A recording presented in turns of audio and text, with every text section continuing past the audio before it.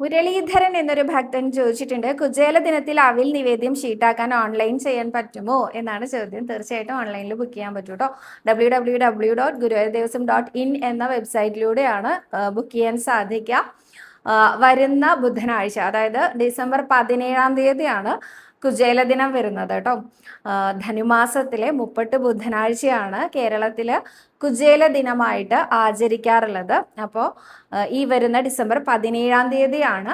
ഇനി 30 ബുധൻ അറിയാത്ത ആളുകളോട്, മലയാള മാസത്തിൽ ആദ്യത്തെ 1-ാം തീയതി മുതൽ 7-ാം തീയതി വരെ വരുന്ന ദിവസങ്ങളെ 30 ചേർത്താണ് പറയാറുള്ളത് കേട്ടോ. 30 ഞായർ, 30 തിങ്കൾ, 30 ചൊവ്വ, ഇങ്ങനെയാണ് പറയാറുള്ളത്. എന്തുകൊണ്ടാണ് 30 എന്ന് പറയണതെന്ന് വെച്ചാൽ മുന്നേ വരുന്നത് എന്ന അർത്ഥത്തിലാണോ എന്ന് അറിയില്ല, കുറച്ചധികം പ്രാധാന്യം ഈ ദിവസങ്ങൾക്ക് കൊടുക്കാറുണ്ട്.